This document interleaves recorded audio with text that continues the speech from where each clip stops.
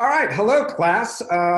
Thank you to your professor Aparna for inviting me to talk to you guys. I appreciate it. I have never done anything like this before. That is, be in my office by myself and just kind of look into my computer and talk for a few minutes. But you know what? I'll give it a whirl, and hopefully I can share some of the things I learned in my more than 30 years of experience in the broadcast television industry. I want to break this down into a few sections. I'm going to start by telling you a little bit about myself, how and why I got into broadcast journalism and the television business. I want to share with you my journey, how I started as a page at the Burbank NBC studios, and then kind of made my way up to my dream job, which was the executive producer of the Today Show. And then I want to just sort of give you some thoughts that I think might be helpful, some lessons I may have learned or I did learn along the way, and maybe it'll help you as you guys try to navigate your careers in this industry, which is a great one. And then at the end, I'm gonna take a few of your questions. Many of you have submitted some questions, and I will answer all of them, and hopefully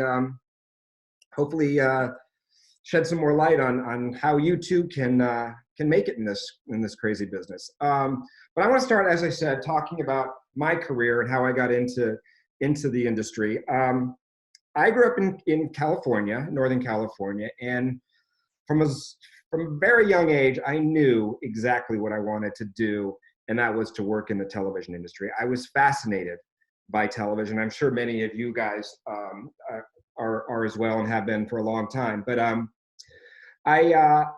anytime my parents said, "Where do you want to go on vacation?" I would always say LA, because I just wanted to be a part of that world, the production world. I just wanted to see how television was made. And so that would be where we would end up a lot of the time, if I had my wishes. But I ended up going to college, of course, at UCLA. I graduated in communication studies, great school, great program, had a great time.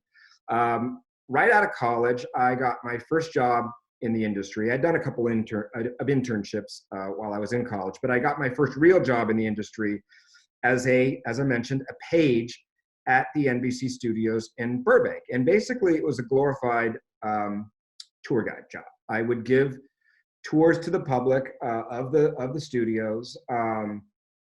But there was also, you could also get assignments, and some of the shows they taped on the lot, and some of the assignments you could get is dealing with the audiences for Saved by the Bell. I'm sure some of you guys have heard of that show. Wheel of Fortune was taped on the lot at the time, and a show I really idolized, and that was The Tonight Show with Johnny Carson. And that was always my favorite assignment. I would get to either seat people in the audience, or you get to answer phones backstage, and Johnny Carson would walk by right before he went on and sometimes wink at you, but you were not allowed to engage him. I remember them telling me that very specifically. You're not allowed to talk to Johnny, but it was just cool being in his presence, and I absolutely love that show. Anyway, I did that job for about 6 months, and then one day, I was sitting in the Page Lounge, a little area with a couch that we would hang out in between tours, and someone slipped these little notes into our mailboxes, and I immediately grabbed the note as it was placed in my box, and it was a note from a manager at the Today Show saying the Burbank offices, the Los Angeles bureau of the Today Show, was looking for a production assistant. And my heart started to pound. I was like, that is my dream job. I would love to work at the Today Show, because that was my other favorite show at the time. And I called the manager right away. I was the first to call, and he was very nice, but he said, "You know what, I'm sorry, there's been some confusion. We thought the current production assistant was leaving, but he just told me he's actually going to stay. So with the job just isn't available." And I said, "Okay, well, let me know if anything changes. Appreciate that." I hung up the phone, and I was like crushed. So I made a decision to just go ahead and go up to the office and meet this guy. And I took the elevator up to the 3rd floor, and I just said, "Does anyone know who this manager is?" And he came up to me, and I shook his hand. I said, "I know the job's not available. I get that. I just wanted you to put a face to a name and just say hello. And if anything changes, please let me know. And he said, come into my office. So I went into his office, and he ended up interviewing me on the spot and then giving me the job. I mean, there was just a lot of confusion over this guy leaving. It turns out he was going to at least take a year off to go travel or something like that. So I got the job, and I was thrilled. And it was an entry level job. I would be sending FedExes for people. I was making phone calls. I did anything and everything. But a few months into it, I actually started writing segments for the show. I offered to do it.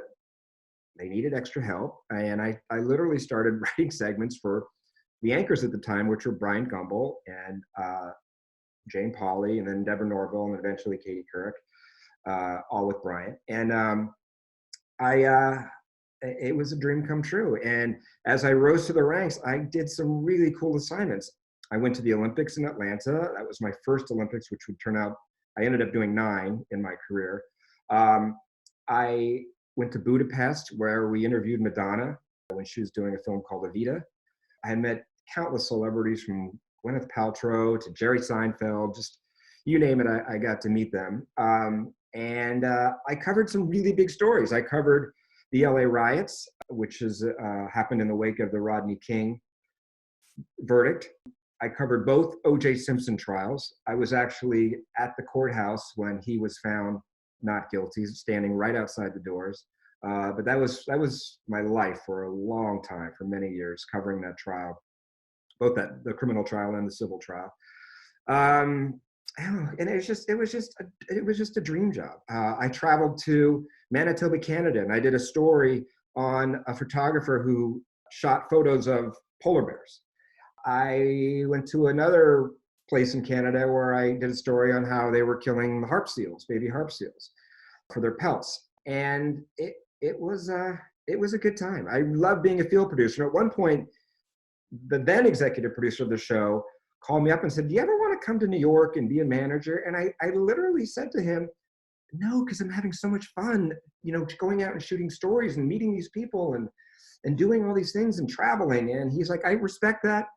You let me know when you're ready. And about 2 years later, I said, you know what? I'm ready. I want to be a manager. So it took a while, but he eventually, this was Jeff Zucker, who now happens to run CNN, ended up running NBC Universal for several years too before that. But he brought me to New York. I became a manager.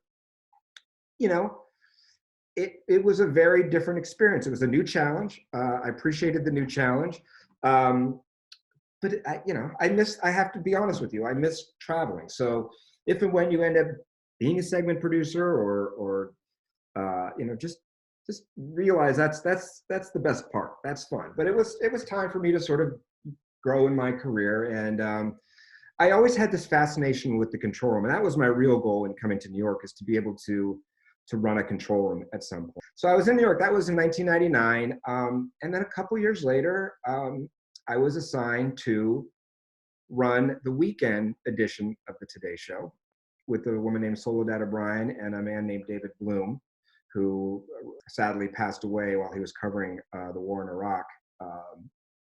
So that was difficult, obviously. But anyway, I ran the weekend Today Show, and then I went back to the weekday Today Show, and I was the number 2. And I'll be honest with you guys, I got passed over a couple of times, and it was very, very frustrating and disappointing, because I didn't think the people who got the job were as qualified as me. I had worked there for decades, and that's probably going to happen in your careers. You're probably at some point going to get passed over, but I'm telling you, stick it out, be patient. It's a marathon, not a sprint. And years later, I ended up getting my dream job, which was to be the executive producer of the Today Show. And it was amazing. And again, just met fascinating people, covered every major news story, met every single president alive, went to the White House several times, just did a lot of important, cool things running a show as big as that. So Were there challenges? Yeah, it's a high pressure job. You deal with high paid anchors who are used to getting their way, and working with them is part of the job.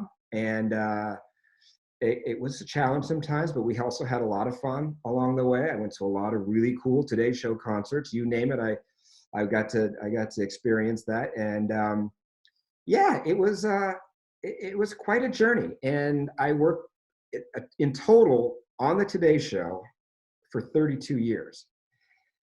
And then I decided it was time to do something else, and that was about two years ago. So I wanted to, I felt like I had done my time. It really is all consuming when you have a job like that, and I wanted to spend more time with my family. Uh, and I just was ready to kind of take it down a notch, and see what else was out there and see what else I could do. And I'm going to talk to you about the project I'm working on with Aparna towards the end of this talk. But yeah, that's my journey, and it was great. And I would just suggest to you all that the number one most important thing to consider in your career choices is to do what you love. Um, I loved that job from start to finish. Um, I pinched myself every day walking into 30 Rock, walking into the control room, putting important content on the air, you know, respecting the institution, the legendary institution that is the Today Show. Working with just brilliant people, the anchors, the reporters, the producers, the graphic artists, the audio engineers, the cameramen, like just, there's a reason why that show has been successful so long, and that is because of the people who work there. They are tireless, they are creative, they are smart, and I feel honored to have been at the helm for as long as I was there. All right, guys. Now some practical advice, some things that I've kind of learned along the way that might help you as you navigate the waters of broadcast journalism. The first piece of advice I have for all of you is just try to absorb everything. Try to read as much as possible, newspapers, websites, Twitter, TikTok, just try to inform yourself as much as possible, because the more you're informed, the more you'll be able to inform your audience. And you want to get as many different perspectives on the stories you're involved with as you can. So I would just strongly encourage you to just create a really big knowledge base and a big reading list of other broadcast journalists or other journalists, I should say. And then you can adapt your style to that. Second, write. I know this is a writing course that Aparna is teaching you right now. You got to be a strong writer if you're going to succeed in broadcast journalism. And it's different than print journalism or written journalism. What you want to be, other than completely accurate, of course, and get the facts right, that's the first priority. But the second is, in broadcast journalism, you want to be as conversational as possible, because it's mostly people reading your words, or you reading your own words, or reciting your own words for the camera. So you want to speak to your audience the way you'd speak to a human being. So that's kind of the trick with broadcast journalism. You don't want to overwrite. You want to keep it kind of conversational, simple, snappy, persuasive. And I know Aparna has been talking to you guys about a lot of this in this course. I would learn how to edit if you haven't already, because in the future, I don't think there will be editors versus reporters versus producers. They'll all be one. You've probably heard the term digital journalists. Those are journalists who can do it all, who can write, who can edit, who can report, who can sort of possess skills that in the past may have been three people involved in that. So I think it's important that everybody picks a good editing system and learns how to use it. This next one's an important one. Adapt.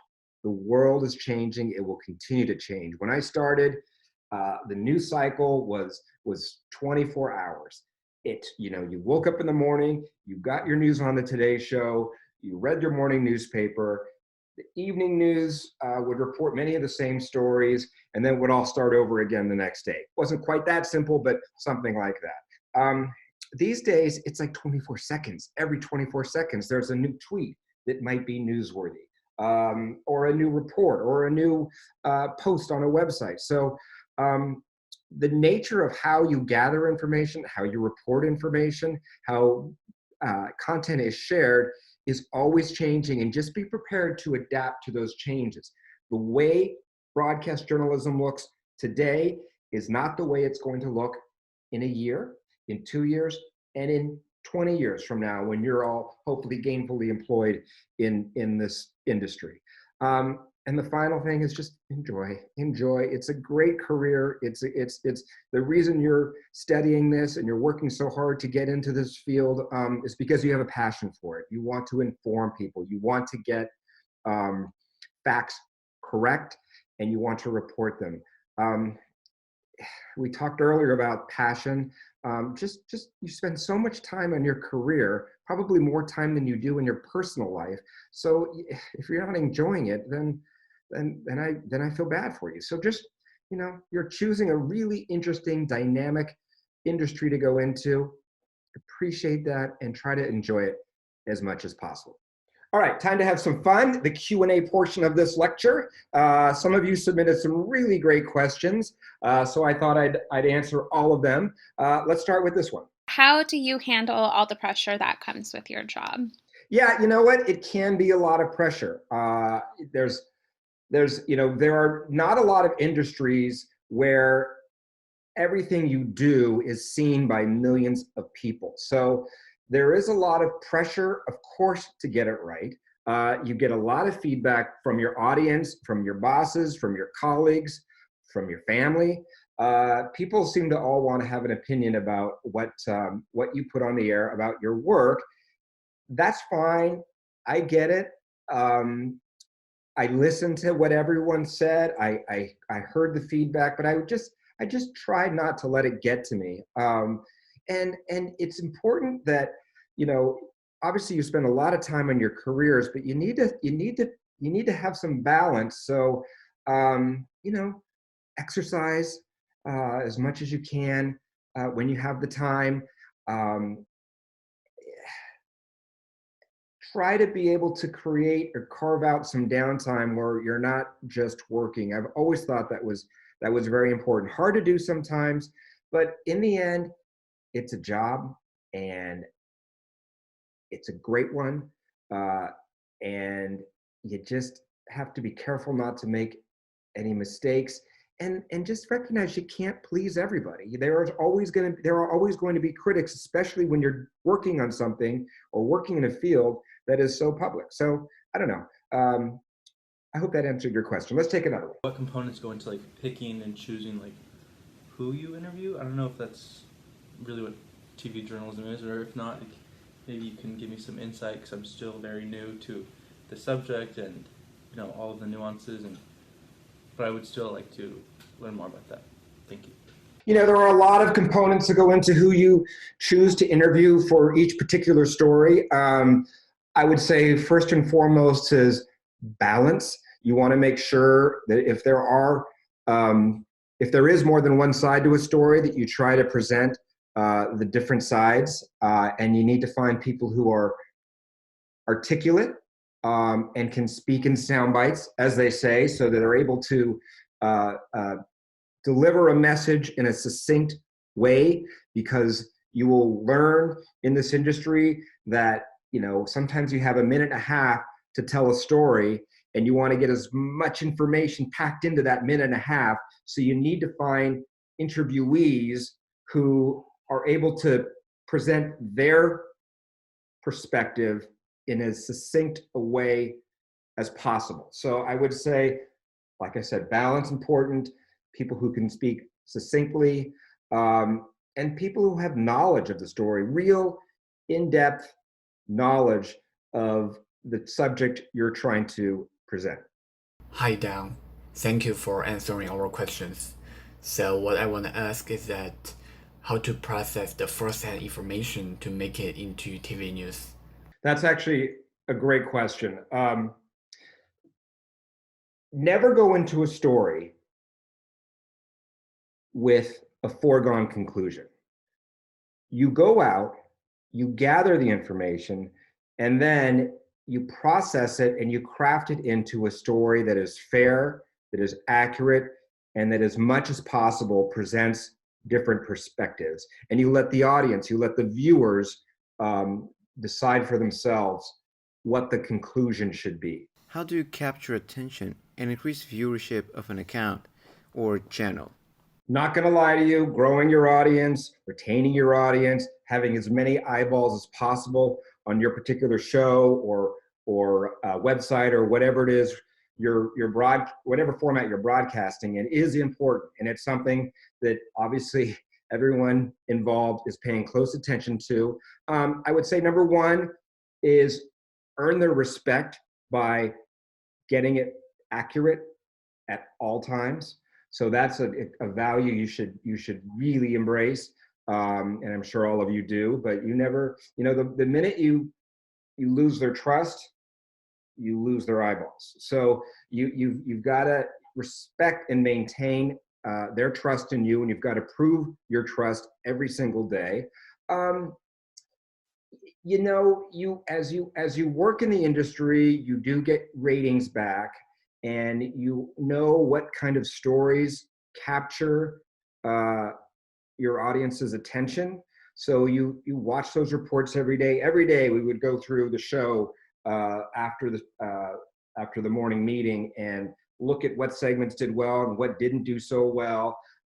You can't structure the whole show around what's popular because first and foremost, you need to report the news. But in terms of feature stories, in terms of other things you might be involved with, you develop a sense of what works for your audience and what they're looking for.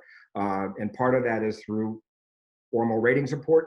Part of it, to be quite honest with you, is just a gut sense. You just sort of, if it's interesting to you, it's probably going to be interesting to others as well. So you have a sense of what stories are worthwhile, and it's just something you develop over time. Working in TV broadcasts, do you ever have to deal with people taking clips of a video out of context? And if you get any backlash from the public, how do you deal with it?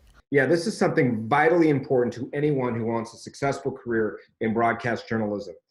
You can't take things out of context. And it's something you have to watch very carefully because oftentimes you're boiling down maybe a 20, 30-minute interview into 3 or 4 30-second sound bites. And just leaving off a word, leaving out a sentence, little things can significantly alter the story. So it is something you have to really be aware of. And the way I always kind of approached it was, I'm just going to assume at some point the entire transcript will be available to somebody. And if the overall transcript, if the overall gist of what the interviewee said isn't accurately reflected in the bites I choose, then I'm going to be in big trouble. So context is vitally important. If you do discover that you got something wrong and maybe took something slightly out of context, my advice to answer the second part of her question is own it, acknowledge the mistake, correct the mistake, and apologize for it. There were a handful of times where, when you're putting on 4 hours of television every day, you're bound to occasionally, make a mistake, or a writer gets a word wrong, or you show the wrong photo, or, it happened occasionally. And the minute we found out about it, the very next day we'd go on the air and we would correct what we said or did wrong, and we would apologize for it, and we would say we regretted the error. So just, if you make a mistake, own it, and apologize for it and fix it. All right, last question is a written one from Wyatt. He asks, how do you find balance between engaging your audience and staying non-biased and objective? Is the size and scope of your audience at the forefront of your mind when choosing your words and perspective? No. What's at the forefront of my mind when I'm choosing words and perspective is accuracy. You really can't focus too much on ratings or the size of your audience. Obviously, it's always something that you have to consider because there's a reason why you're there, and that is to get people to watch you. But the minute you get something wrong, or you don't report something accurately, you're going to lose a lot of eyeballs. So that is what's at the forefront of my mind when I'm creating television news. Anyway, great questions. Thank you guys for taking the time to watch this. I hope it was helpful in some ways. I want to quickly tell you about what Aparna and I are working on. It's a project she may have already discussed with you. It's called TMX News. It's a startup, and we basically are posting content, videos created by other people onto our website, and our users can download it for their own. And our hope is that as the industry is changing, especially now with what's going on in the world, broadcast television companies and others are having a real rough time, and they're having to cut their budgets. So our hope is that we'll be able to be kind of a clearinghouse, a platform for content, video, interviews, whatever, that we can post, and they can download it for a lot less than they would have to if they created it themselves. So that's it in a nutshell. It's called TMX News. We're just getting started, but we're having a lot of fun along the way. Your professor has done an amazing job getting us all set up technologically. It's a beautiful website. You can check it out at tmx.news. You can at least see the homepage, the cover page. Anyway, I've really enjoyed talking to you guys. I wish you all the best of luck as you embark on this incredible career. I have no regrets. I love every minute of it. As I said before, it gives you a real sense of accomplishment. You're having an impact on people. You're giving them information they desperately need on stories that are vitally important. And I just don't think there's a better career. At least there wasn't for me. And I hope you all will go forth and really succeed. But keep in mind, it is a career that comes with a lot of responsibility. So you just need to be aware that, words have power. And if your reporting isn't fair, if it isn't right, if you're biased at all, if you take a side, then it's probably not the right industry for you. But if you have a passion for accuracy, if you have a love of getting it right, you're in the right business. And it's a career that I think, like me, you will find very satisfying in the end. So anyway, thanks again. Good luck to all of you. And hopefully someday we can meet in person. Take care.